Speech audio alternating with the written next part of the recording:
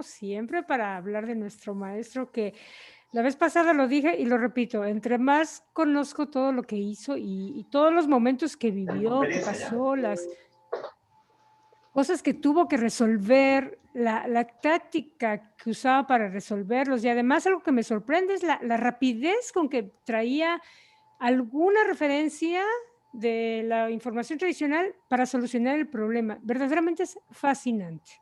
Qué bueno que estamos aquí para poder analizar este documento. Un abrazo a todos, espero que todos estén bien de salud. Y bueno, pues vamos a dar pie a empezar y paso la palabra a nuestra querida Rita. Padre Celestial, amado Señor, gracias por permitirnos reunir una vez más en tu nombre. Gracias, Padre, por nuestras vidas, tanto de los buenos y malos momentos. También por aceptarnos y amarnos como somos. Gracias, amado Padre, por bendecirnos al permitir que esta revelación llegue a cada uno de nosotros. Padre nuestro, sabes que nuestras vidas están en tus manos. Nuestros planes te pertenecen. Por eso nos ponemos cada día en tu presencia para que nos guíes y bendigas con discernimiento, con fe y con esperanza, para que podamos hacer tu voluntad.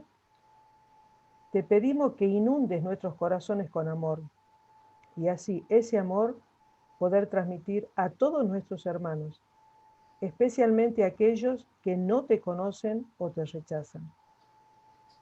Te pedimos que bendigas a todas las personas que no la están pasando bien, en especial a los enfermos. Llénalos de luz y reconforta sus almas. Todo esto te lo pedimos en nombre de nuestro amado Padre, hermano y amigo Miguel de Nevadón. Amén. Amén. Amén. Muchas gracias, Rita. Bueno, voy a compartir el documento.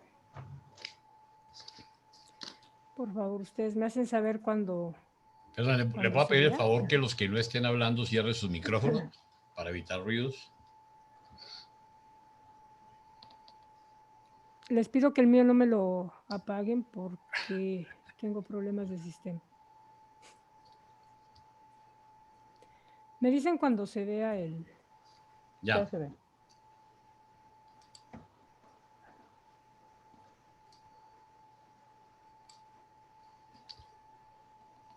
Ya se ve. Bien. Bien, el documento que nos toca hoy es el documento 153, la crisis en Capernaum.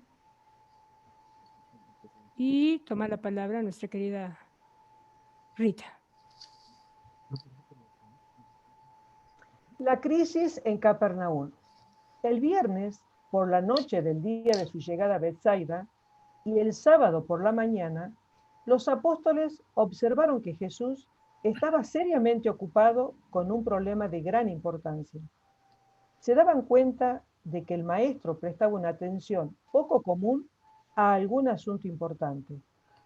No desayunó y comió poco al mediodía. Todo el sábado por la mañana y la noche anterior, los 12 y sus asociados se reunieron en pequeños grupos alrededor de la casa, en el jardín y en la playa. Pesaba sobre todos ellos una nube de incertidumbre y aprensión. Jesús poco les había hablado desde que salieron de Jerusalén. No veían al maestro tan preocupado y poco comunicativo desde hacía meses. Aún Simón Pedro estaba deprimido y abatido. Andrés no sabía qué hacer por sus entristecidos asociados.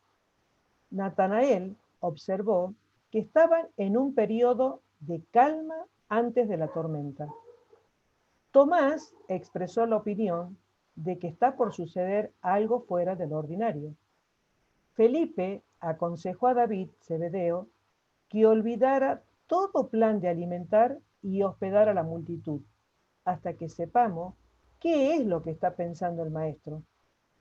Mateo estaba tratando con renovado esfuerzo de surtir el tesoro. Santiago y Juan conversaron sobre el próximo sermón en la sinagoga, perdiéndose en especulaciones relativas a su probable naturaleza y alcance. Simón el Celote expresó la opinión, en realidad la esperanza, de que el Padre en los cielos tal vez esté a punto de intervenir de alguna manera inesperada para reivindicación y apoyo de su Hijo, mientras que Judas Iscariote se atrevió a albergar el pensamiento de que tal vez Jesús estaba oprimido por el arrepentimiento por no haber tenido el coraje y la osadía de permitir a los 5.000 que lo proclamaran rey de los judíos. Fue pues partiendo de este grupo de seguidores deprimidos y desconsolados que Jesús se abrió paso en esta bella tarde de sábado para predicar en la sinagoga de Capernaum su trascendental sermón. Las únicas palabras de alegría y buenos augurios de todos sus seguidores inmediatos provinieron de los inocentes gemelos Alfeo, quienes, al salir Jesús de la casa, camino de la sinagoga, los saludaron alegremente diciendo: Oramos porque el Padre te ayude y porque tengamos multitudes más grandes que nunca.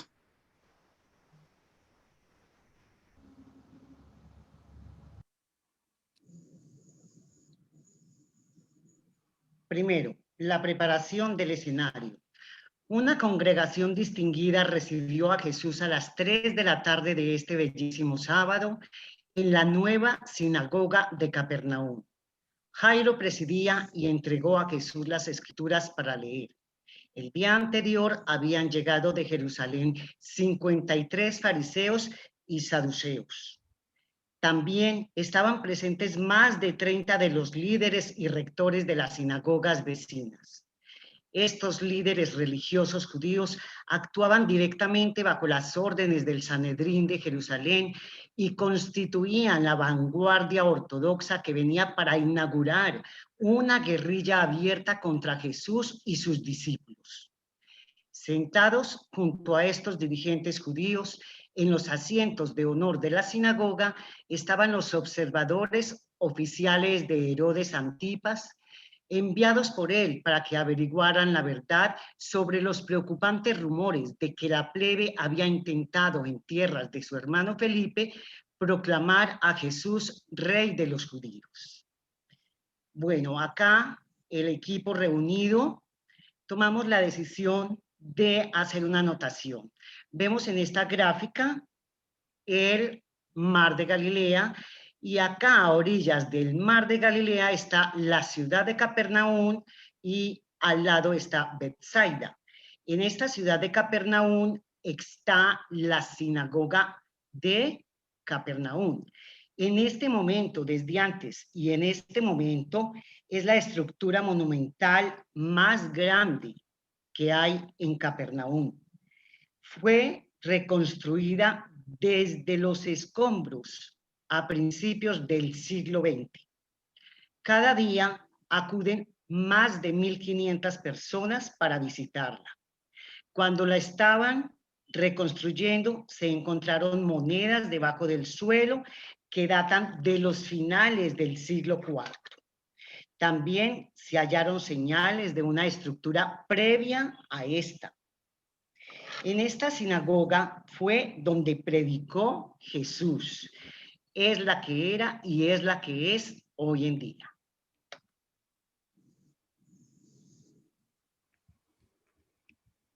Jesús comprendía que estaba por enfrentarse con una inmediata declaración de guerra abierta y jurada por parte de sus enemigos en aumento y audazmente eligió tomar la ofensiva. Al alimentar a los 5.000, había desafiado las ideas de estos sobre el Mesías material. Ahora, nuevamente decidió poner abiertamente en tela de juicio el concepto del libertador judío. Esta crisis, que comenzó con la alimentación de los 5.000 y culminó con este sermón de la tarde del sábado, marcó el momento en que se redujo drásticamente la corriente de su fama y popularidad. De allí en adelante, el trabajo del reino estaría cada vez más dedicado a la tarea más importante de ganar conversos espirituales duraderos para la hermandad verdaderamente religiosa de la humanidad. Este sermón marca la crisis en la transición del periodo de discusión, controversia y decisión al de guerra abierta y aceptación final o rechazo final. El maestro bien sabía que muchos de sus seguidores estaban lenta, pero seguramente preparándose mentalmente para un rechazo final. Del mismo modo, sabía que muchos de sus discípulos estaban lenta, pero seguramente pasando por esa capacitación de la mente y esa disciplina del alma que les permitirían triunfar sobre la duda y valientemente afirmar su fe madura en el Evangelio del Reino. Jesús comprendía plenamente cómo se preparan los hombres para tomar decisiones en una crisis y realizar acciones inmediatas y audaces mediante un lento proceso de selección reiterada entre situaciones recurrentes de bien y mal. Sometió a sus mensajeros elegidos a repetidas pruebas de desilusión y les proporcionó con frecuencia oportunidades llenas de dificultad para que seleccionaran entre el camino justo y el camino erróneo de enfrentar las pruebas espirituales. Sabía que podía confiar en sus seguidores cuando estos se enfrentaran con la prueba final, que ellos tomarían sus decisiones vitales de acuerdo con actitudes mentales y reacciones espirituales previas y habituales. Esta crisis en la vida terrenal de Jesús comenzó con el episodio de la comida para los 5,000 y terminó con este sermón en la sinagoga. La crisis en la vida de los apóstoles comenzó con este sermón en la sinagoga y continuó durante todo un año, terminando tan solo con el juicio y crucifixión del maestro. Mientras estaban sentados allí en la sinagoga esa tarde, antes de que Jesús comenzara a hablar, un solo gran misterio, una sola pregunta suprema se alojaba en la mente de todos. Tanto sus amigos como sus enemigos tenían un solo pensamiento, y era este: ¿por qué sofocó él tan deliberada y eficazmente el entusiasmo popular? Fue inmediatamente antes e inmediatamente después de este sermón cuando la incertidumbre y el desencanto de sus seguidores desilusionados cundieron en una oposición inconsciente que finalmente se transformó en auténtico encono. Fue después de este sermón en la sinagoga cuando Judas Iscariote acarició su primer pensamiento consciente de deserción, pero supo, por el momento, dominar eficazmente tales inclinaciones. Todos se encontraban en un estado de perplejidad. Jesús los había dejado confundidos y en zozobra. Recientemente se había lanzado a la más grande demostración de poder sobrenatural de toda su carrera. El episodio en que sació a los 5,000 fue el acontecimiento singular de su vida terrenal que más apeló al concepto judío del Mesías esperado. Pero esta extraordinaria ventaja fue inmediatamente contrarrestada en forma inexplicable por su pronto e inequívoco rechazo de la corona de rey. El viernes por la noche y nuevamente el sábado por la mañana, los dirigentes de Jerusalén trataron de convencer a Jairo de que impidiera el discurso de Jesús en la sinagoga, pero sin resultados. La única respuesta de Jairo a sus ruegos fue: yo he otorgado su solicitud y no me retractaré.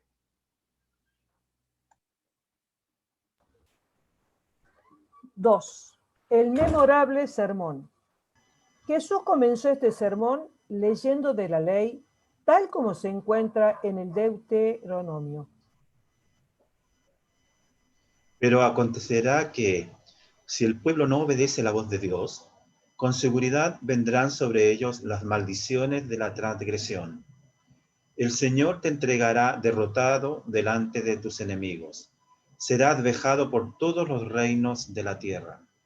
El Señor te llevará a ti y al rey que hubieres puesto sobre ti a una nación extranjera. Serás motivo de horror y servirás de refrán y de burla entre todas las naciones. Tus hijos e hijas irán en cautiverio. Los extranjeros que estarán en medio de ti se elevarán sobre ti muy alto y tú descenderás muy bajo. Y estarán todas estas cosas sobre ti y tu descendencia para siempre, por cuanto no habrás atendido a la palabra del Señor. Servirás, por tanto, a tus enemigos que vendrán contra ti. Sufrirás hambre y sed y llevarás este yugo ajeno de hierro. El Señor traerá contra ti una nación de lejos, del extremo de la tierra, nación cuya lengua no entiendas. Gente fiera de rostro, nación que no tendrá respeto de ti. Pondrá sitio a todas tus ciudades hasta que caigan tus muros altos y fortificados en que tú confías, y toda la tierra caerá en sus manos. Y sucederá que llegarás a comer el fruto de tu vientre, la carne de tus hijos e hijas, en el sitio y en el apuro con que te angustiarán tus enemigos. Cuando Jesús hubo terminado esta lectura, pasó a los profetas y leyó de Jeremías. Si no atendéis a las palabras de mis siervos los profetas que os he enviado, yo pondré esta casa como silo, y esta ciudad la pondré por maldición a todas las naciones de la tierra. Y los sacerdotes y los maestros oyeron a Jeremías hablar esas palabras en la casa del Señor. Y sucedió que, cuando Jeremías terminó de decir todo lo que el Señor le había ordenado que dijera a todo el pueblo, los sacerdotes y los maestros lo agarraron diciendo: de cierto morirás. Y todo el pueblo se agolpó en la casa del Señor alrededor de Jeremías. Cuando los príncipes de Judá oyeron estas cosas, se sentaron para abrir juicio contra Jeremías. Entonces hablaron los sacerdotes y maestros a los príncipes y a todo el pueblo, diciendo: en pena de muerte ha incurrido este hombre porque profetizó contra nuestra ciudad, y vosotros lo habéis oído con vuestros oídos. Entonces habló Jeremías a los príncipes y a todo el pueblo: el Señor me envió a profetizar contra esta casa y esta ciudad todas las palabras que habéis oído. Mejorad ahora vuestros caminos y vuestras obras, y obedeced la voz del Señor vuestro Dios, para libraros de los males que se han pronunciado contra vosotros. En lo que a mí toca, he aquí estoy en vuestras manos. Haced conmigo lo que os parezca bueno y recto. Mas sabed de cierto que si me matáis, sangre inocente echaréis sobre vosotros y sobre este pueblo, porque en verdad el Señor me envió para que dijese todas estas palabras en vuestros oídos. Los sacerdotes y maestros de ese día querían matar a Jeremías, pero los jueces no dieron su consentimiento, aunque sí castigaron sus palabras de advertencia, mandando que lo ataran con sogas y lo bajaran a un calabozo inmundo, hundiéndolo en el lodo hasta las axilas. Eso fue lo que esta gente le hizo al profeta Jeremías cuando él, obedeciendo la orden del Señor, advirtió a sus hermanos sobre su inminente caída política. Hoy deseo preguntaros, ¿qué harán los altos sacerdotes y los líderes religiosos de este pueblo con aquel que se atreve a advertirles sobre el día de su ruina espiritual? ¿Queréis condenar también a muerte al maestro que se atreve a proclamar la palabra del Señor y que no teme deciros que os negáis a caminar en el camino de la luz que conduce a la entrada del reino del cielo? ¿Qué es lo que buscáis como prueba de mi misión en la tierra? Os hemos dejado tranquilos en vuestra posición de influencia y poder, mientras predicábamos buenas nuevas a los pobres y a los parías. No hemos lanzado ningún ataque hostil contra lo que vosotros reverenciáis, sino más bien hemos proclamado una nueva libertad para el alma temerosa del hombre. He venido al mundo para revelar a mi Padre y para establecer sobre la tierra la hermandad espiritual de los hijos de Dios, el reino del cielo. Aunque muchas veces os he recordado que mi reino no es de este mundo, sin embargo, mi Padre os ha otorgado muchas manifestaciones de portentos materiales, además de las transformaciones y regeneraciones espirituales más evidentes. ¿Qué nuevo signo buscáis de mis manos? Os declaro que ya tenéis pruebas suficientes para permitiros tomar una decisión. De cierto digo a muchos que están sentados ante mí este día. Os enfrentáis con la necesidad de seleccionar qué camino seguiréis. Y yo os digo, como Josué dijera a vuestros antepasados, elige tú este día a quién servirás. Hoy, muchos de vosotros os encontráis ante la bifurcación de los caminos. Algunos entre vosotros, cuando no pudieron encontrarme después del festín de la multitud en la otra orilla, contratasteis la flotilla de pesca de Tiberías, que una semana antes se había refugiado ahí cerca durante una tormenta, para ir en mi seguimiento. ¿Y para qué? No en pos de la verdad y la rectitud, ni para aprender cómo mejor servir y ministrar a vuestros semejantes. No. Más bien fue para conseguir más pan sin haber que trabajar por este. No buscabais llenar vuestra alma con la palabra viva, sino tan solo llenar vuestro estómago con el pan fácil. Por largo tiempo se os ha enseñado que el Mesías, cuando llegara, realizaría portentos que harían agradable y fácil la vida para todo el pueblo elegido. No es de extrañar, pues, que, habiendo recibido estas enseñanzas, anheléis panes y peces. Pero yo os declaro que esta no es la misión del Hijo del Hombre. Yo he venido para proclamar la libertad espiritual, enseñar la verdad eterna y promover la fe viviente. Hermanos míos, no anheléis la carne que perece, sino más bien buscad el alimento espiritual que alimenta aún hasta la vida eterna. Y este es el pan de la vida que el Hijo da a todos los que lo tomen y lo coman. Porque el Padre ha dado esta vida al Hijo sin limitaciones. Cuando vosotros me preguntáis, ¿qué hemos de hacer para realizar la obra de Dios? Yo os dije claramente, esta es la obra de Dios, que creáis en aquel que Él ha enviado. Luego dijo Jesús, indicando una imagen de vasija de maná que decoraba el dintel de una nueva sinagoga, embellecida con racimos de uva. A nosotros nos llamó la atención de que los edificios tuvieran racimos de uva y nos preguntábamos si tenía alguna, ¿cómo diríamos? Relación. Alguna relación exactamente, o qué significaba tener las uvas en los edificios.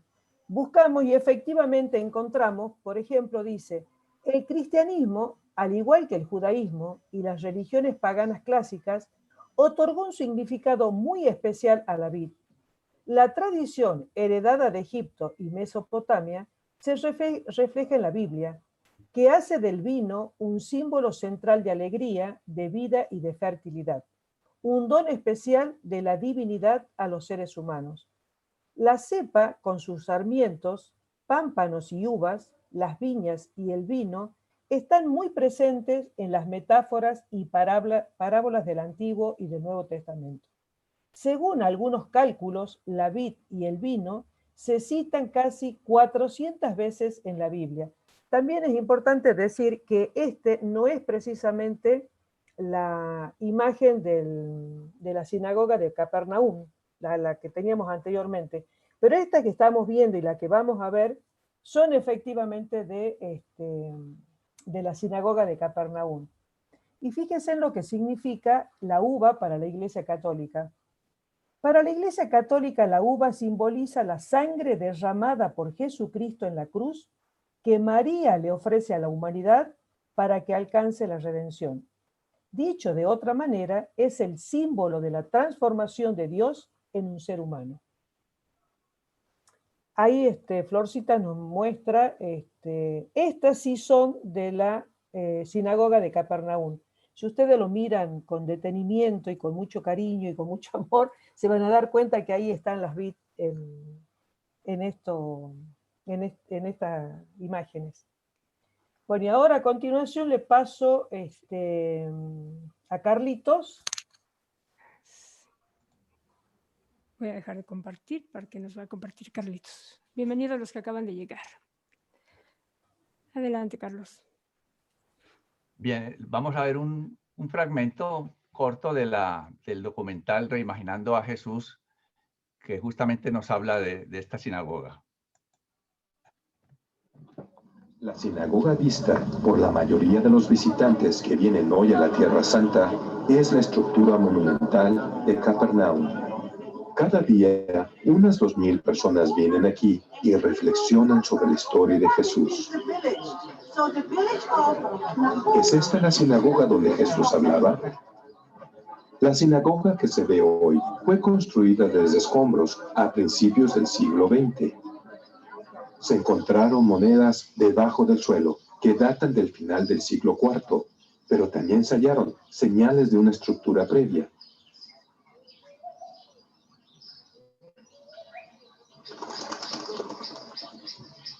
La pregunta se complicaba más por un comentario en el libro de Urantia, que Jesús, hablando en la sinagoga de Capernaum, se refirió a racimos de uvas y a una vasija de maná que decoraba el dintel de la nueva sinagoga para ilustrar su sermón.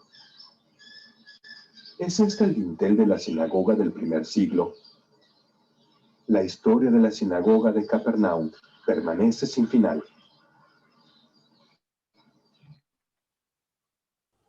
Muy bien, ese es el corto mensaje de ese documental que, como ustedes saben, pues dura mucho más. Sería muy bueno que en alguna oportunidad pudieran verlo completamente. Continuamos entonces. Claro, vamos a poner el enlace. De hecho, está en el documento. Bueno, ahora continuamos. Dicen cuando vean el documento, por favor.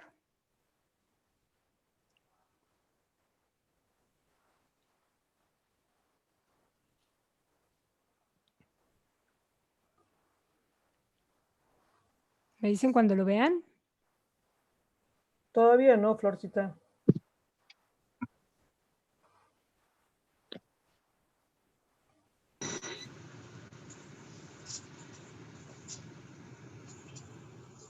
Bueno, yo ya lo veo, nada más díganme cuando lo vean ustedes. No se ve aún. ¿Lo estás compartiendo, Flor? Sí, espérame, a ver, espérame. Según esto sí, lo que pasa es que mi máquina anda un poquito lentita.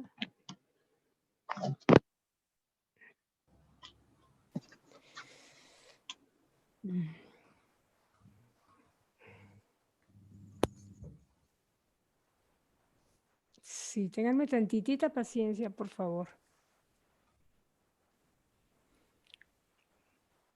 Bueno, mientras podemos ver que es interesante todo lo que hizo David Cantor respecto a esta escena que ustedes acaban de ver, porque David Cantor fue directamente allá y las tomas las hizo él con su equipo de cámaras, etcétera, para tener las imágenes reales, ¿no? De donde estuvo Jesús. Claro, obviamente pues ahora están diferentes los lugares, pero en ese tiempo podemos visualizar de algún modo su presencia con un poquito de imaginación.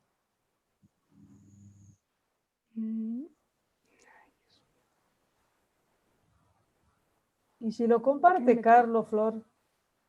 Sí, yo creo que sí, porque Carlos, si gustas compartirlo, porque no me está respondiendo aquí.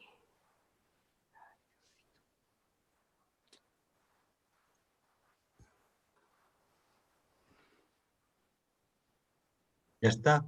¿Ahí se ve? Ya se ve. Ok. Pero tenés que ir al...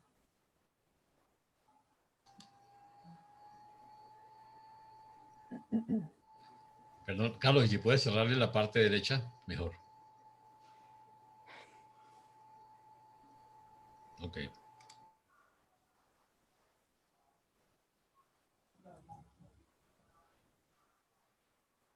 Luego dijo Jesús, indicando una imagen de vasija de maná que decoraba el dintel de esta nueva sinagoga, embellecida con racimos de uva.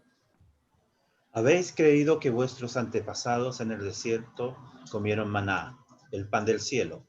Pero yo os digo que ese era el pan de la tierra. Aunque Moisés no dio a vuestros antepasados el pan del cielo, mi Padre ahora está pronto para daros el verdadero pan de la vida. El pan del cielo es lo que desciende de Dios y da vida eterna a los hombres del mundo. Y cuando vosotros me digáis, danos este pan viviente, yo os contestaré, yo soy el pan de la vida. El que viene a mí no pasará hambre, el que cree en mí jamás tendrá sed. Me habéis visto, habéis vivido conmigo, habéis contemplado mis obras. Sin embargo, no creéis que he venido del Padre. Pero a los que sí creen, no temáis. Todos los que son conducidos por el Padre vendrán a mí, y el que venga a mí no será rechazado. Ahora, permitidme que os declare de una vez por todas que he venido a la tierra no para hacer mi propia voluntad, sino la voluntad de aquel que me envió. Y esta es la voluntad final de aquel que me envió, que de todos los que él me ha entregado, no debo perder ni uno. Y esta es la voluntad del Padre, que todo el que contemple al Hijo y crea en él, tendrá vida eterna. Solo ayer os di pan para vuestro cuerpo. Hoy os ofrezco el pan de la vida para vuestras almas hambrientas. Tomaréis pues ahora el pan del Espíritu con tanto entusiasmo como entonces comisteis el pan de este mundo.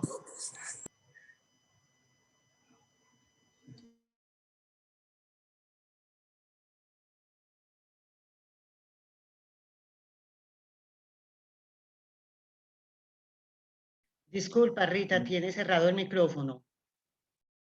Ay, perdón. Al pausar Jesús un momento para contemplar la congregación, uno de los maestros de Jerusalén, miembro del Sanedrín, se levantó y preguntó: ¿Debo comprender yo, según lo que tú dices, que eres el pan que viene del cielo y que el maná que Moisés diera a nuestros antepasados en el desierto no lo era? Jesús respondió al fariseo: Comprendiste bien. Entonces dijo el fariseo: Pero, ¿no eres tú Jesús de Nazaret, el hijo de José, el carpintero? ¿Acaso no son tu padre y tu madre, así como también tus hermanos y hermanas, bien conocidos de muchos entre nosotros? ¿Cómo puede ser que vengas aquí a la casa de Dios y declares que has venido del cielo? A esta altura, tanto murmullo había en la sinagoga y tal amenaza de un tumulto, que Jesús se puso de pie y dijo: Seamos pacientes. La verdad no sufre nunca por un escrutinio honesto. Yo soy todo lo que tú dices, pero aún más. El Padre y yo somos uno. El Hijo hace tan solo lo que el Padre le enseña, y todos los que el Padre entrega al Hijo, el Hijo recibirá para sí. Habéis leído donde dicen los profetas, todos seréis enseñados por Dios, y que los enseñados por el Padre también oirán a su Hijo. Todo el que se entrega a la enseñanza del Espíritu residente del Padre, finalmente vendrá a mí. Nadie ha visto al Padre, pero el Espíritu del Padre vive dentro del hombre. Y el Hijo que bajó del cielo, con toda seguridad ha visto al Padre. Y los que realmente creen en este Hijo ya tienen vida eterna.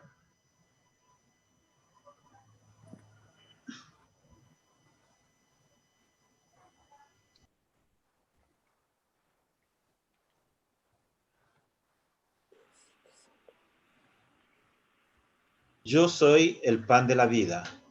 Vuestros padres comieron maná en el desierto y están muertos. Pero este pan que desciende de Dios, si un hombre come de él, nunca morirá en el espíritu. Repito, yo soy este pan viviente, y toda alma que llegue a alcanzar esta naturaleza unida de Dios y hombre, vivirá por siempre. Este pan de vida que yo doy a todos quienes quieren recibirlo, es mi propia naturaleza viva y combinada. El Padre en el Hijo y el Hijo uno con el Padre. Esa es mi revelación dadora de vida al mundo y mi don salvador para todas las naciones. Cuando Jesús terminó de hablar, El rector de la sinagoga despidió a la congregación, pero no se iban. Se congregaron alrededor de Jesús para hacer más preguntas, mientras otros murmuraban y discutían entre ellos. Este estado de cosas continuó por más de 3 horas. Eran más de las 7 de la noche cuando el público finalmente se dispersó.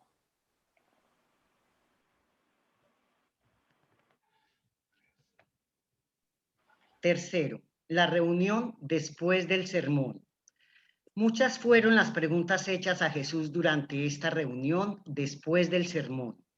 Algunas fueron formuladas por sus perplejos discípulos, pero más provinieron de los críticos descreídos que tan solo trataban de poner a Jesús en apuros y hacerlo caer en una trampa. Uno de los fariseos visitantes, montado en un farol, gritó esta pregunta. Nos dices que eres el pan de la vida.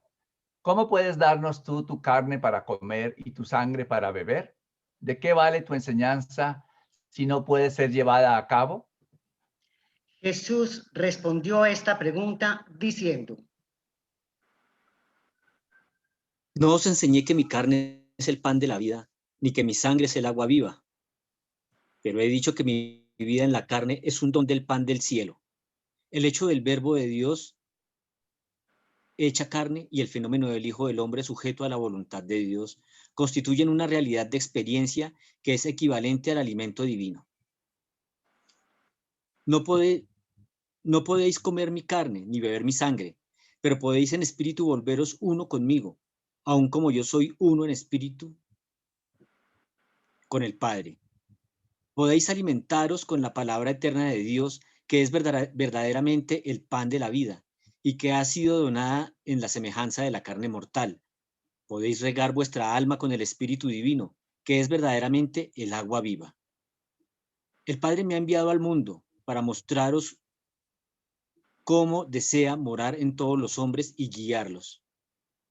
Y he vivido esta vida en la carne para inspirar a todos los hombres para siempre a que también traten de conocer y hacer la voluntad del Padre Celestial que en ellos reside. Entonces, uno de los espías de Jerusalén que había estado observando a Jesús y a sus apóstoles dijo: Vemos que ni tú ni tus apóstoles os laváis las manos en forma adecuada antes de comer pan. Bien debéis saber que la práctica de comer con las manos sucias e impuras es una transgresión de la ley de los ancianos. Tampoco laváis en forma adecuada vuestras copas de beber y vuestras vasijas de comer. ¿Por qué mostráis tal falta de respeto por las tradiciones de los padres y las leyes de nuestros ancianos? Cuando Jesús lo oyó hablar, respondió: ¿Por qué transgredís los mandamientos de Dios con las leyes de la tradición? El mandamiento dice: honrarás a tu padre y tu madre, y os ordena que os comportáis con ellos, y os ordena que compartáis con ellos vuestra sustancia si es necesario. Pero vosotros aplicáis una ley basada en la tradición, que permite que los hijos desobedientes digan que el dinero que pudiera haber ayudado a los padres ha sido entregado a Dios. Así libera la ley de los ancianos a estos hijos mañosos de sus responsabilidades, sin tomar en cuenta el hecho de que estos hijos subsiguientemente utilizan el dinero para su propia comodidad. ¿Por qué anuláis de este modo el mandamiento basándoos en vuestra tradición? Bien profetizó Isaías vuestra hipocresía diciendo: con sus labios este pueblo me honra, pero su corazón está lejos de mí. En vano me adoran, enseñando como doctrinas los preceptos de los hombres. Bien podéis ver cómo olvidáis el mandamiento, aferrándoos en cambio a las tradiciones de los hombres. Rechazáis sin titubear la palabra de Dios, mientras mantenéis vuestra tradición. De muchas otras maneras os atrevéis a emplazar vuestras enseñanzas por encima de la ley y de los profetas. Entonces se dirigió Jesús a todos los que estaban presentes, diciendo: pero prestadme atención todos vosotros. No es lo que entra por la boca lo que ensucia espiritualmente al hombre, sino más bien lo que procede de la boca y del corazón. Pero ni siquiera los apóstoles pudieron captar plenamente el significado de sus palabras, porque Simón Pedro también le preguntó: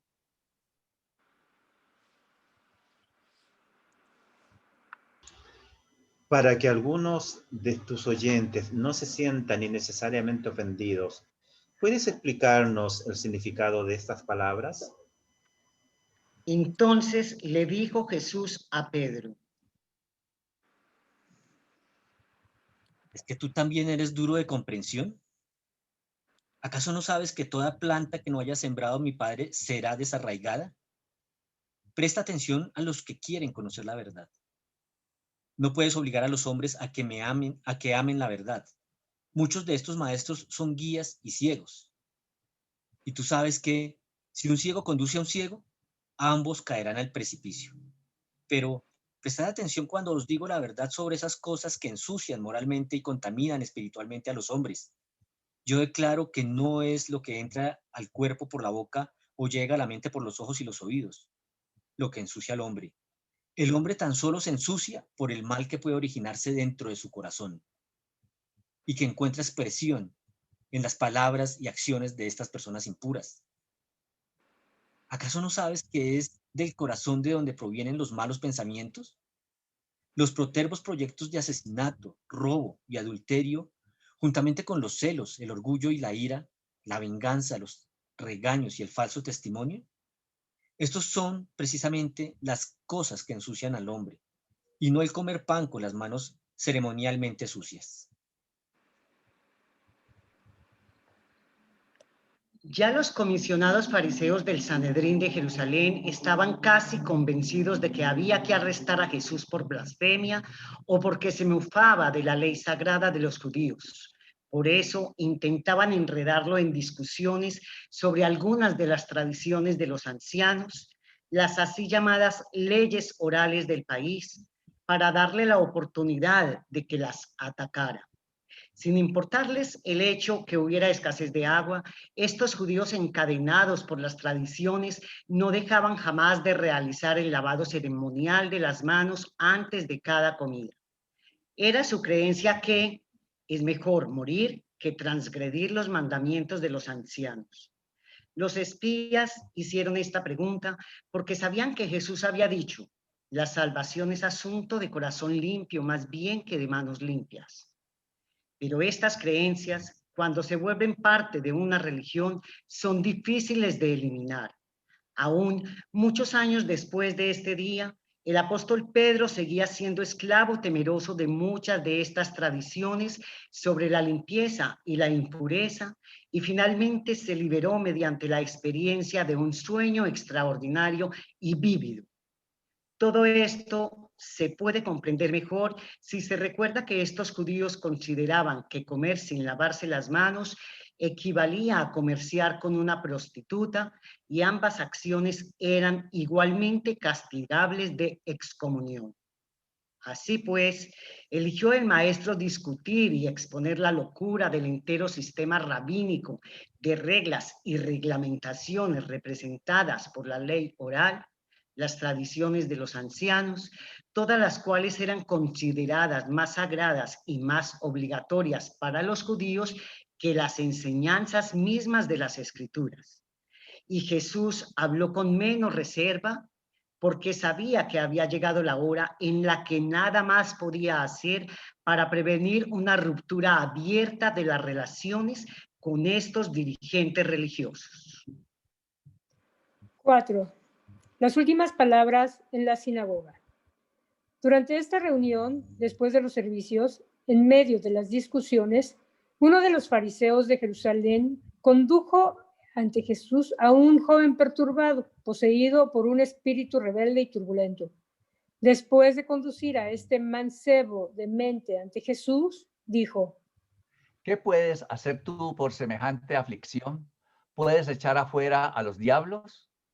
Cuando el maestro contempló al joven, fue conmovido por la compasión y, señalando al muchacho que se acercara, lo tomó de la mano y dijo: Tú sabes quién soy yo. Sal de él. Y yo ordeno a uno de tus semejantes leales que se asegure de que no vuelvas. Inmediatamente el joven se sintió normal y recobró su mente sana. Este es el primer caso en el que Jesús realmente echó a un espíritu malvado fuera de un ser humano. Todos los casos previos solo habían sido supuestamente poseídos por el diablo, pero este era un caso genuino de posesión demoníaca, tal como de cuando en cuando ocurría en aquellos días y hasta el día de Pentecostés, cuando el espíritu del maestro fue derramado sobre toda la carne, haciendo por siempre imposible que estos pocos rebeldes celestiales se aprovecharan de ciertos tipos inestables de seres humanos. Al mostrar al pueblo admiración, uno de los fariseos se puso de pie y acusó a Jesús de que podía hacer estas cosas porque estaba aliado con los diablos, que admitía en el lenguaje mismo que empleó al echar fuera a este diablo que se conocían. Y siguió diciendo que los instructores y dirigentes religiosos de Jerusalén habían decidido que Jesús realizaba todos sus así llamados milagros por orden de Belcebú, el príncipe de los diablos. Dijo el fariseo: No os asociéis con este hombre, es socio de Satanás. Entonces dijo Jesús: ¿Cómo puede Satanás echar afuera a Satanás? Un reino dividido contra sí mismo no puede permanecer. Si una casa está dividida contra sí misma, pronto cae en la desolación. ¿Puede resistir el sitio una ciudad desunida? Si Satanás echa a Satanás, está dividido contra sí mismo. ¿De qué manera, pues, puede perdurar su reino? Pero deberíais saber que nadie puede entrar en la casa de un hombre fuerte y despojarlo de sus bienes, si antes no lo vence y lo ata. Así pues, si yo por el poder de Belcebú echo afuera a los demonios, ¿por qué poder los echan vuestros hijos? Por eso ellos serán vuestros jueces. Pero si yo, por el Espíritu de Dios, echo fuera a los diablos, entonces el reino de Dios ha de veras venido sobre vosotros. Si no estuvierais cegados por el prejuicio y confundidos por el temor y el orgullo, fácilmente percibiríais que el que es más grande que los diablos está en vuestro medio. Me obligáis a declarar que el que no está conmigo está contra mí, que el que no cosecha conmigo lo dispersa todo a los cuatro vientos. Dejadme pronunciar una advertencia solemne. A vosotros que presumís, con los ojos abiertos y con malicia premeditada, atribuir a sabiendas la obra de Dios a las acciones de los diablos, de cierto os digo, que todos vuestros pecados serán perdonados, aun todas vuestras blasfemias, pero la blasfemia deliberada y maligna contra Dios no os será perdonada. Puesto que estos obreros persistentes de la iniquidad nunca buscarán ni recibirán perdón, son culpables del pecado de rechazar eternamente el perdón divino. Muchos entre vosotros habéis llegado este día a la bifurcación de los caminos. Habéis llegado al comienzo de la elección inevitable entre la voluntad del Padre y los caminos autoelegidos de las tinieblas. Así como vosotros elegís ahora, así seréis con el tiempo. Debéis hacer bueno el árbol y bueno su fruto, o de lo contrario el árbol será corrupto y corrupto su fruto. Yo declaro que en el reino eterno de mi Padre el árbol se conoce por sus frutos. Pero algunos entre vosotros que sois como víboras, ¿cómo podéis, habiendo ya elegido el mal, dar buenos frutos? Después de todo, por vuestra boca habla la abundancia del mal en vuestro corazón. Entonces otro fariseo se puso de pie diciendo: Maestro, querríamos que nos dieses un signo predeterminado con que todos estemos de acuerdo que estableces tu autoridad y derecho de enseñar. ¿Estás de acuerdo con este arreglo? Y cuando Jesús escuchó esto, dijo: Esta generación incrédula y buscadora de signos desea un portento, pero ningún signo se os dará excepto el que ya tenéis y el que veréis cuando el Hijo del Hombre parta de entre vosotros. Y cuando hubo terminado de hablar, sus apóstoles lo rodearon y lo condujeron fuera de la sinagoga. En silencio se dirigieron con él a la casa de Betsaida.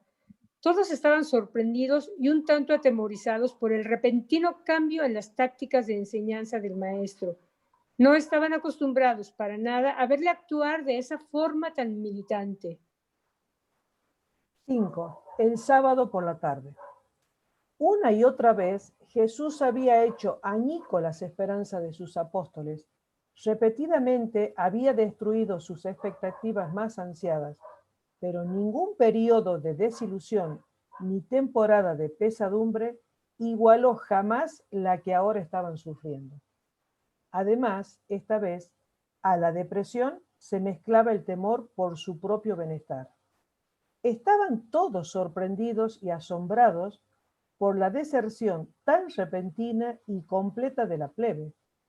Al mismo tiempo, también los desconcertaba y asustaba un tanto la audacia inesperada y la determinación asertiva exhibidas por los fariseos que habían venido de Jerusalén. Pero más que nada estaban pasmados por el repentino cambio en las tácticas de Jesús. Bajo circunstancias ordinarias, se habían alegrado de la aparición de esta actitud más militante, pero apareciendo como había aparecido, juntamente con tantas otras cosas inesperadas, se sorprendieron. Como si todo esto fuera poco, cuando llegaron a casa, Jesús se negó a comer. Se aisló durante unas horas en uno de los cuartos de arriba. Era casi la medianoche cuando Joab, el líder de los evangelistas, volvió e informó que un tercio de sus asociados habían desertado. A lo largo de toda esa noche, fueron y vinieron discípulos leales, trayendo la noticia de que el cambio de actitud hacia el maestro era general en Capernaum. Los dirigentes de Jerusalén no vacilaron en alimentar este sentimiento de desafecto y en fomentar de todas las formas posibles el movimiento de abandono de Jesús y de sus enseñanzas. Durante estas horas difíciles, las 12 mujeres se encontraban reunidas en la casa de Pedro. Estaban atormentadas sobremanera, pero ninguna de ellas desertó. Poco después de la medianoche, Jesús bajó de la habitación del piso superior y se detuvo entre los 12 y sus asociados, unos 30 en total. Dijo: Reconozco que este cernido del reino os preocupa, pero es inevitable. Sin embargo, después de toda la enseñanza que habéis recibido, ¿había alguna buena razón para que tropezarais con mis palabras? ¿Por qué estáis llenos de miedo y consternación al ver que el reino está liberándose de estas multitudes poco convencidas, estos discípulos que creen a medias? ¿Por qué os apenáis mientras surge un nuevo día para gloria renovada de las enseñanzas espirituales del reino del cielo? Si encontráis difícil soportar esta prueba, ¿qué haréis cuando el Hijo del Hombre deba retornar al Padre? ¿Cuándo y cómo os prepararéis para el tiempo en que yo ascienda al lugar del que vine a este mundo? Amados míos, debéis recordar que es el Espíritu el que da la vida. La carne y todo lo que le pertenece es de poco provecho. Las palabras que yo he dicho a vosotros son espíritu y vida. Estad de buen ánimo, no os he abandonado. Muchos se ofenderán por las palabras claras de estos días. Ya habéis vosotros oído que muchos de mis discípulos me han dado la espalda, ya no caminan conmigo. Desde el comienzo yo sabía que estos creyentes a medias quedarían por el camino. ¿Acaso no os elegí a vosotros 12 y os separé como embajadores del reino? Ahora, en circunstancias como estas, ¿queréis desertar vosotros también? Que cada uno de vosotros contemple su propia fe, porque uno de vosotros corre grave peligro. Cuando Jesús hubo terminado de hablar, Simón Pedro dijo: Sí, Señor, estamos apesadumbrados y perplejos, pero jamás te abandonaremos. Tú nos has enseñado las palabras de la vida eterna.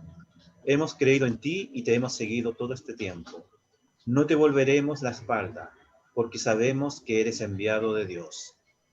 Y cuando Pedro terminó de hablar, todos ellos de total acuerdo bajaron la cabeza en signo de aprobación de su promesa de lealtad. Entonces dijo Jesús: Id a descansar, porque se aproximan épocas de mucho trabajo para nosotros. Se están acercando días muy activos.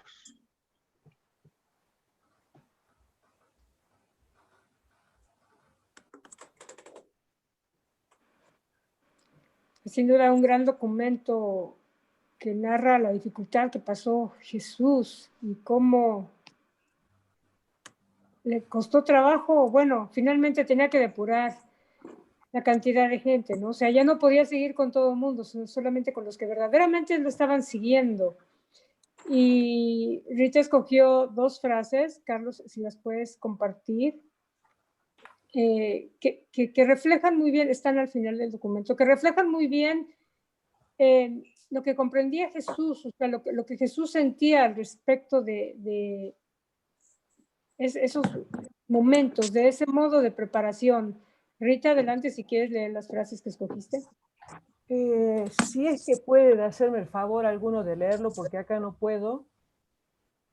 Si Yo puede, lo puedo leer. Carlos, porque yo puedo, le quiero hacer un comentario después de eso. Ok. Jesús comprendía plenamente cómo se preparan los hombres para tomar decisiones en una crisis y realizar acciones inmediatas y audaces mediante un lento proceso de selección reiterada entre situaciones recurrentes de bien y mal. Sometió a sus mensajeros elegidos a repetidas pruebas de desilusión y les proporcionó con frecuencia oportunidades llenas de dificultad para que seleccionaran entre el camino justo y el camino erróneo de enfrentar las pruebas espirituales. Bueno, yo con respecto a eso, lo que quería decirle es que siempre todo lo que leo, que aprendo y razono, trato de llevarlo a mi vida personal, que creo que es lo que hacemos todos. Por eso es que este numeral me pareció muy importante relacionarlo con nuestras vidas. Por ejemplo, a menudo nos ocurre que debemos sortear dificultades, desilusiones, traiciones, porque de eso se trata la vida. Y acá es donde ponemos a prueba nuestra fe. Ahí es donde nos debemos poner en manos de Dios, pedir ayuda, su guía, su consuelo, y así poder hacer la voluntad de Dios y seguir a nuestro amado Padre y hermano Micael. Y ahora con más certeza, porque precisamente en este numeral nos dice Micael que nos pone a prueba y no nos abandona. Si la puedes leer a la que sigue, Luisito. Ok. Solo ayer os di pan para vuestro cuerpo. Hoy os ofrezco el pan de la vida para vuestras almas hambrientas. ¿Tomaréis pues ahora el pan del Espíritu con tanto entusiasmo como entonces comisteis el pan de este mundo? Y este numeral también me resulta interesante, porque digo, ¿cuántas veces nosotros disfrutamos de una buena comida, de un buen vestido, de un viaje, de un viaje espectacular, de buenos amigos, en fin, de tantas cosas buenas? Y ahora me pregunto, ¿estamos dispuestos a poner ese mismo entusiasmo y énfasis por las cosas de Dios? ¿Estamos dispuestos a que lo primero en nuestras vidas sea el amor incondicional y entrega permanente a la difusión de la revelación? Creo, sin temor a equivocarme, que estamos llamados a ser los discípulos, juntamente con todos los hermanos que trabajan desinteresadamente por el amor a Dios. Así que los convoco a que sigamos los pasos de Jesús. Bueno, esas fueron mis 2 reflexiones con respecto a esos 2 numerales que me parecieron, a mí me llegaron profundamente esos 2. Bueno, no sé si alguien tiene algo para aportar, quiere preguntar, que Florcita es la que va a contestar. Y si no, muchos que pueden contestar muy bien. Yo quisiera preguntar. Bien. Sí, adelante, Alfonso. Mi pregunta es, muchos humanos están tan aferrados a la vida en este planeta porque este planeta les brinda muchos placeres. El comer, el disfrutar de la naturaleza, eso es hermoso. Pero mi reflexión esta o mi pregunta sería, cuando este planeta llegue a la edad de luz y vida, ¿seguirá existiendo la mortalidad? Porque yo lo pregunto porque hay muchos que creen que este planeta va a permitir que mucha gente viva para siempre aquí, o sea, que nunca mueran y que vivan aquí siempre. Por eso es la pregunta. A ver, Disfrutando, teniendo el disfrute de tantas cosas que da este planeta, la naturaleza, todo eso. Vuelvo a preguntar, cuando este planeta alcance la edad de luz o la era de luz y vida, ¿seguirá existiendo la mortalidad para poder evolucionar? Porque ese no es el problema. O sea, ese no es el propósito de Dios, quiero decir. O sea, el propósito de Dios es que todos evolucionemos hacia la espiritualidad, hacia ser espíritus. Dejar el cuerpo de carne, después viene la morontia y después ya el cuerpo espiritual. Eso es lo que yo me explico. Es lo que quisiera yo ver si entendí bien o entendí mal. La muerte existiendo. La diferencia es que cada vez va a ser menos. Te desconecto, Flor. Te escucha mal. ¿Ahora se escucha mejor? Ahí sí. Sí, ahora. La muerte va a seguir existiendo porque es parte del tema de experiencia evolucionaria. Lo que va a suceder es que cada vez va a haber menos muerte biológica que la conocemos ahora y cada vez va a haber más fusión, más cambio por fusión. En las eras de luz y vida, según está en el documento, el 52 habla de eso y el 55 también habla de eso. El 55 es profeso sobre las esferas de luz y vida y nos dice, sí, por supuesto son mundos que están mucho más avanzados que el nuestro, con una madurez en todos los sentidos mucho mayor, pero la muerte, o sea, como que es un tema experiencial y personal, ¿no? A la misma rapidez o en la misma medida. Es un tema bien personal.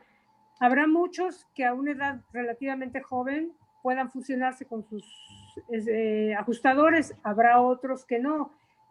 Para ese tiempo se entiende que ya habrá el templo del Padre en cada, inclusive más de un templo en cada planeta o en nuestro planeta, con varias sedes, y habrá muchísima gente que se congrega ahí para irse por fusión juntos.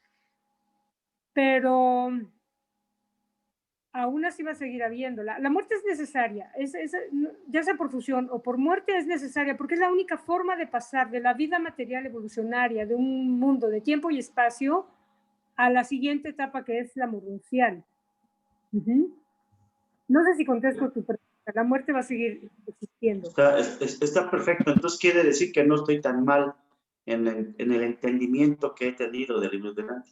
Y eso es precisamente lo que yo creo que va a continuar, aunque este planeta siga la edad de luz y vida, la mortalidad va a existir. Y todos los que mueran, a lo mejor no mueran jovencitos, por accidentes o por enfermedades, sino que van a morir ya con una gran experiencia en la vida, una gran madurez espiritual que les va a permitir graduarse, por decirlo así, graduarse para avanzar hacia los mundos de estancia y así hacia el paraíso. Esa es mi percepción. Un detalle que sí se va a modificar es la cantidad de años que va a vivir la gente, entre que la ciencia va a avanzar, el modo en que llevamos nuestra vida material respecto a la conducta de cómo comemos, cómo nos alimentamos, etcétera, pues obviamente va a permitir que vivamos mucho más años, ¿no? Bueno, que vivan más años los que estén en aquel futuro. Ahora, tú acabas de mencionar algo muy interesante, dijiste por accidentes.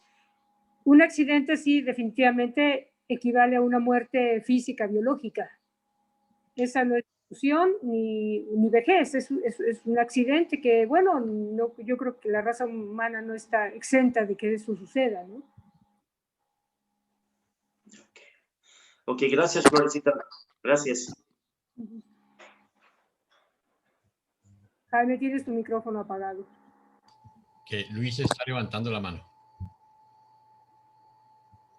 Sí, yo quería hacer una reflexión personal que hacía oyendo este documento. Me parece que es uno de los más duros o los episodios más duros de la vida de Jesús, porque pues, yo me quité 2000 años de cristianismo donde ya hemos oído hasta el saciar de estas cosas y creemos que las aceptamos, ¿no?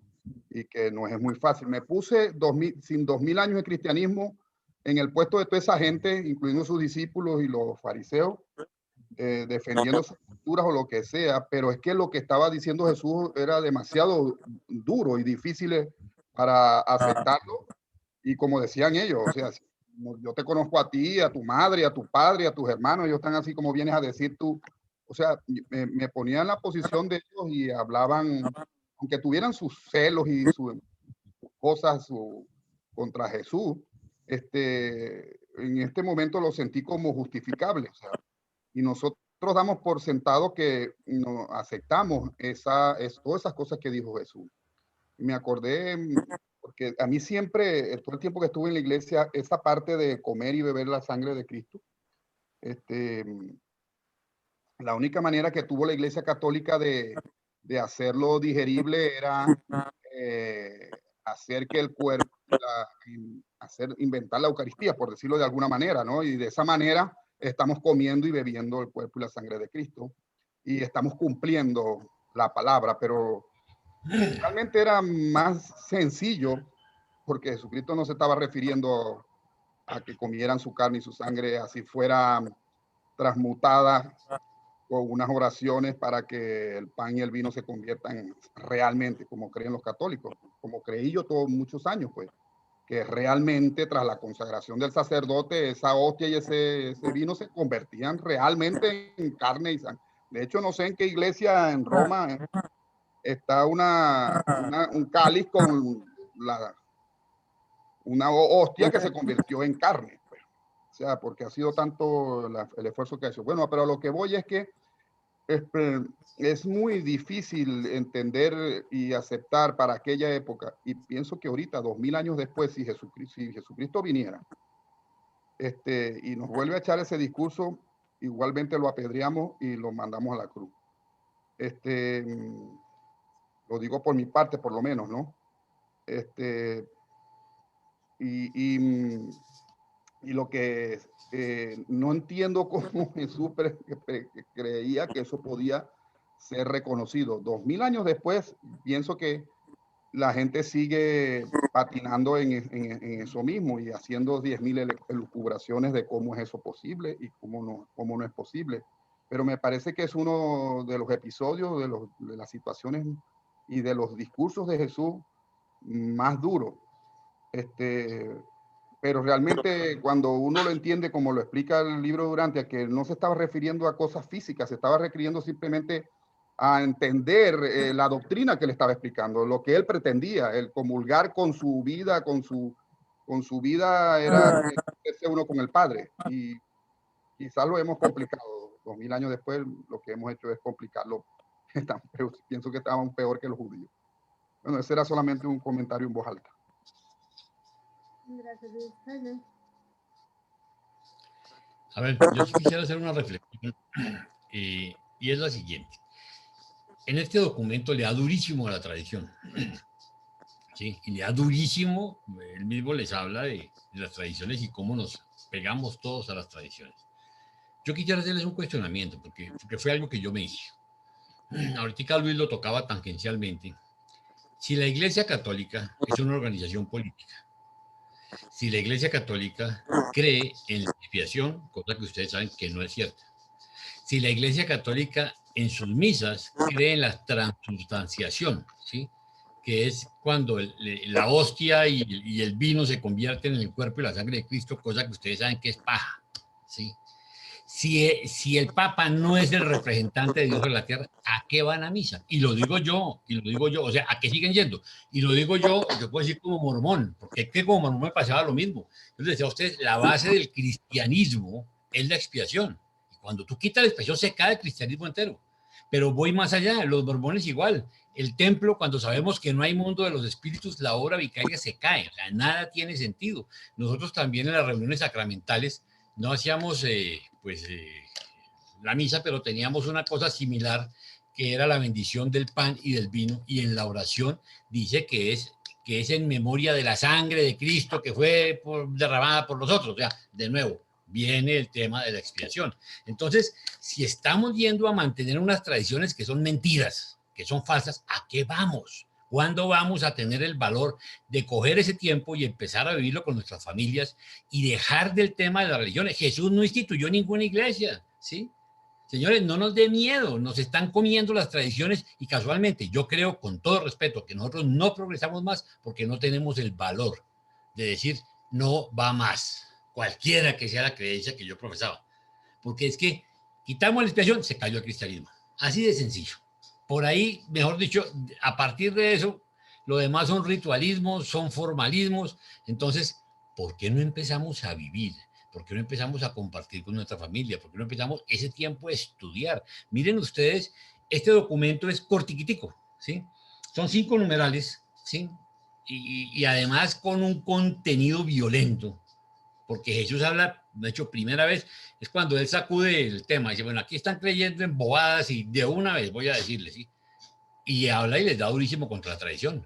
Miren ustedes que la tradición, es más, ayer hablaba yo con una señora que trabaja conmigo, y ella me decía que ella sabía que ahora esto sí se iba a componer con la situación política de Estados Unidos, porque ya Jesús iba a venir, o sea, Jesús no, el Mesías iba a venir en Israel. Entonces, ay, pobrecita, ¿no?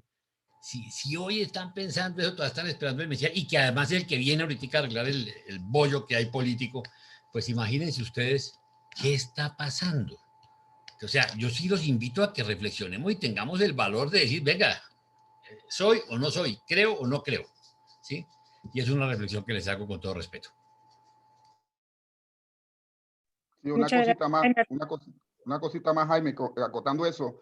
A mí me pasó algo curioso, porque yo estuve 30 años en la iglesia católica y era un ministro, era casi cura, lo que me faltó fue ordenarme. Estuve misioneros en muchos sitios, recorrí el mundo de todo predicando eso. Y entonces, a la misma vez que yo lo hacía, me iba desencantando, no sé por qué. Yo ahora entiendo que fue mi ajustador el que me fue llevando y yo me salgo de la iglesia católica sin ningún motivo aparente, simplemente una cuestión de cosas que ya no creía, no podía creer esa cosa. Y es después, cuando estoy sin iglesia, que me consigo con el libro de Urantia.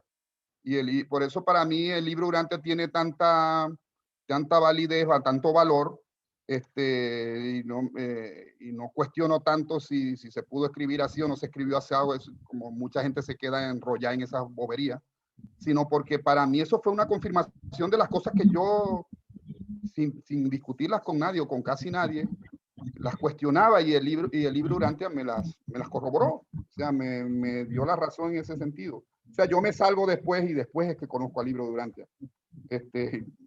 Por supuesto, a mí me cuesta hablar con gente que ya está en la iglesia, porque yo le digo, ¿cómo? Yo sé que una persona que lee el libro Urantia se tiene que salir, como decía Jaime, se tiene que salir de tanta bobería, de tanto mesianismo todavía, y Cristo viene pronto, y misas y cosas, todo eso.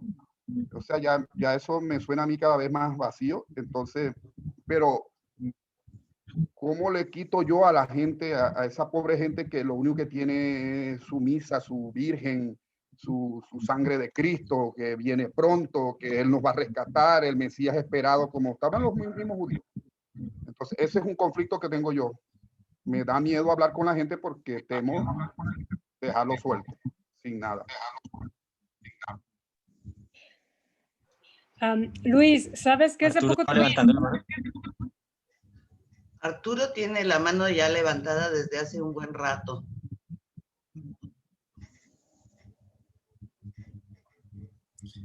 Gracias, Paulita. Buenas tardes, hermanos. Yo nada más una duda que tengo referente al documento y nada más quiero que me la aclaren. Hay un punto donde hay un fariseo que precisamente le pide a Jesús que les otorgue un signo, ¿no? Y obviamente él contesta de que no se les dará ningún signo más que el que ya tenemos dado por parte de él. Entonces, yo comprendo que ese signo, a ver si está bien mi interpretación, es la vida eterna con él. ¿Es correcto eso?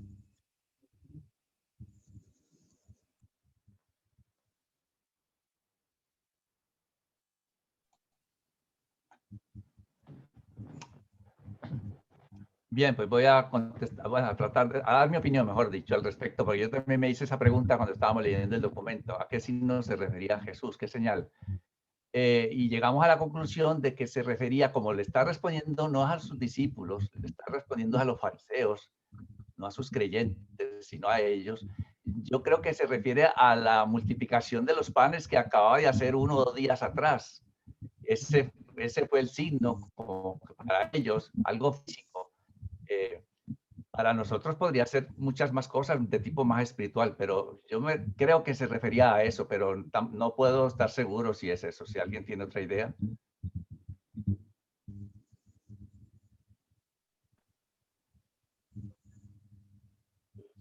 Yo quisiera comentar un poco.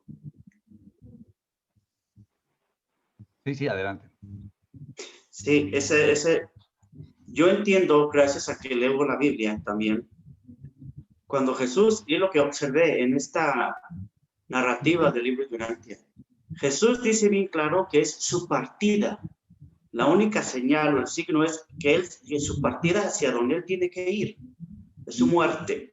Y la Biblia constata esto porque dice, generación que sigue buscando signos, sigue buscando señales, mas no se le dará otra señal más que la señal de Jonás.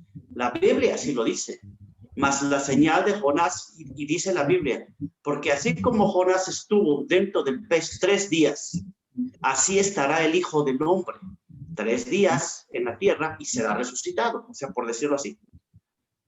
Entonces, yo entiendo, como dice el libro de Urantia, que ese signo, esa señal es la partida de Jesús de este mundo.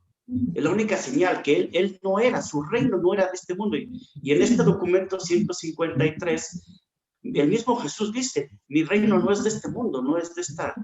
Él tiene que partir, o sea, partir para seguir cumpliendo con todo aquello que lleva lo que es su soberanía en todo Nevadón.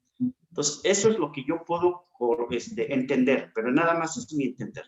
Dejemos que Javier o Paulita o Florecita o Jaime nos digan algo o nos reajusten ahí en ese asunto. A ver, yo con todo respeto creo que Carlos tiene razón. Él se refería específicamente a los milagros que ya había hecho Jesús. Lo que pasa es que el milagro, fíjate que en ese momento, en este documento, acabamos de pasar por 2 milagros. Uno, la alimentación de los 5,000 y el otro, la curación de la hija de Jairo, ¿sí? Pero resulta que no solo están los milagros concretos y acaba de ver la expulsión de un demonio de verdad, ¿sí? O sea, tenía milagros, ya era suficiente, no tenía que dar más pruebas de nada. Pero más aún, Alfonso, fíjate lo peligroso que es el tema de la Biblia. Jonás no estuvo en la ballena, eso es un mito, ¿sí? Y el otro ejemplo que tú ponías era ¿cuál? De los 3 días, Jesús tampoco estuvo 3 días, ¿sí? Jesús estuvo horas, ¿sí? Lo que pasa es que cuentan como si fueran 3 días, pero tampoco son 3 días. Entonces, no nos dejemos, y aquí sí yo quiero ser tan supremamente celoso en que uno tiene que ir a empezar a escoger. Yo sigo estudiando el libro de pero consulta, sigo estudiando la Biblia, Antiguo y Nuevo Testamento, para consultas. Ustedes vieron que en el documento pasado traje el tema del lago de Galilea y el mar de Galilea. O sea, siempre buscando temas de consultas, ¿sí? Y utilizo mucho la guía de estudio de las escrituras por efecto de definiciones, porque se me hace un muy buen diccionario bíblico, aunque también utilizo un diccionario bíblico fantástico, ¿sí? Pero, mire, no podemos seguir con la catecismo. Yo aprendí a leer con una cartilla que llamaba la cartilla Charry, ¿sí? No podemos seguir con la cartilla Charlie. O sea, me da pena con ustedes, sí, pero es que todos los libros sagrados conocidos, entre comillas, quedan completamente desactualizados al lado de la información de Urantia. Entonces, mientras nosotros nos mantengamos con una pata aquí y una allá, no vamos a lograr el nivel de desarrollo y sobre todo poder meternos de verdad en las profundidades de Urantia. Es que Urantia, miércoles, yo le he dicho a ustedes 50 veces, la vida entera no nos va a alcanzar para discernirlo, no solo para acabar sino para discernirlo. Porque es que cada vez que uno se mete le encuentra más riqueza, le encuentra... Ahora yo me pregunto algo, yo se lo pregunto a Jaime Rey todos los días.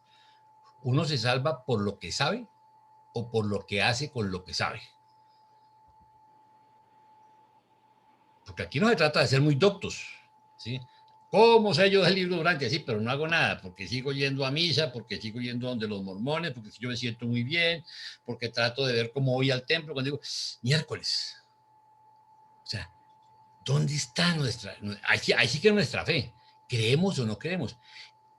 Óigame lo que les voy a decir, y ustedes lo saben, ningún libro sagrado ni texto sobre la tierra tiene la información solo de la vida de Jesús, ni hablemos de la otra que ni hablar, pues, ni hablemos de la parte de cosmología, solo de la vida de Jesús que tiene el libro de Urantia. No existe en ningún texto sobre la tierra, y mucho menos dado por seres celestiales.